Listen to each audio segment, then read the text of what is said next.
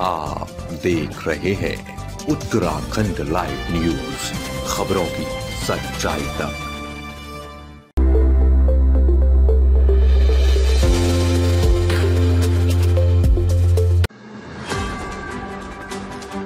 बाल संरक्षण आयोग की अध्यक्ष गीता खन्ना ने मसूरी के विद्यालयों की बैठक ली। इस मौके पर विद्यालयों की समस्याओं को सुना गया, जिसमें विद्यालयों के निकट शराब की दुकानों, तंबाकू की दुकानों होने की बात कही गई। मसूरी पब्लिक स्कूल में आयोजित बाल संरक्षण आयोग की बैठक में आयोग की अध्यक्ष गीता खन्ना ने सभी विद्यालयों को एक मंच पर लाने की बात कही है। इससे पहले उन्होंने घनानंद अटल उत्कृष्ट विद्यालय का निरीक्षण किया, जहाँ पर मिल रही सुविधाओं की भी जानकारी ली।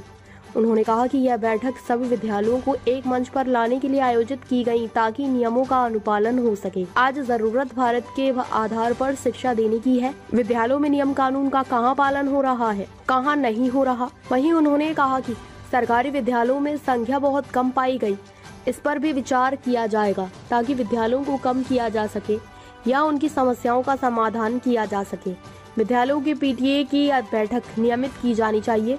शिकायत बॉक्सों पर की गई शिकायतों का निस्तारण किया जाना चाहिए। आज की बैठक सभी विद्यालयों को एक प्लेटफॉर्म पे एड्रेस करने के लिए थी कि हम उनसे नियम कानून के साथ साथ जिसका अनुपालन पूर्णतः से नहीं हो पाता, तो डिपार्टमेंट भी, विद्यालय भी, संचालक भी, सभी को हमने एक प्लेटफॉर्म पे एड्रेस करा।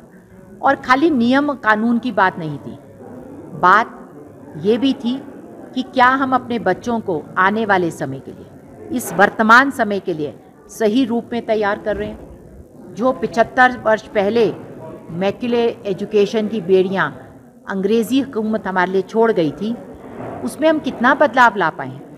इंडियन नॉलेज सिस्टम जो कि हमारे बच्चों को एक बौद्धिक व्यक्तित्व, एक एम्पैथी और एक प्रकृति के साथ जुड़ाव, जमीन, जानवर, जल, सबका ज्ञान देता है, उनसे दूर क्यों ले गए हैं।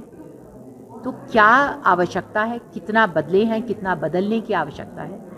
कानून कहाँ पालन हो रहे हैं, कहाँ पालन नहीं हो रहे हैं। आरटीई का एक्ट सभी के लिए ज़रूरी है।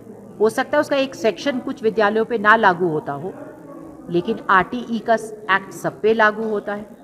ये भी विचार का एक विषय था। उनकी समस्याएं जो उन्होंने प्राथमिकता से बताई, उसमें तंबाकू की दुकानें, शराब की दुकानें, जो कि विद्यालय की परिधि में नहीं हो सकती। एक और बहुत जो मैंने देखी है यहाँ पे परेशानी, कि सरकारी विद्यालय बहुत सारे हैं, लेकिन कहीं 12 बच्चे हैं, कहीं 17 हैं, कहीं 50 हैं। तो क्या हम उनका कन्वर्जेंस कर सकते हैं ताकि हम उनके साधन बढ़ा सकें।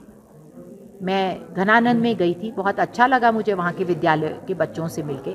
वो अटल उत्कृष्ट है, तो क्या हम आसपास के बाकी विद्यालयों को उसमें मर्ज करके वहाँ पे मोबिलिटी से हम ये बात करेंगे अपने शासकीय प्रणाली से भी, कि क्या हम वहाँ के लिए कुछ और कर सकते हैं कि ऐसे अटल उत्कृष्ट विद्यालयों में ज़्यादा बच्चे लाभान्वित हो सकें।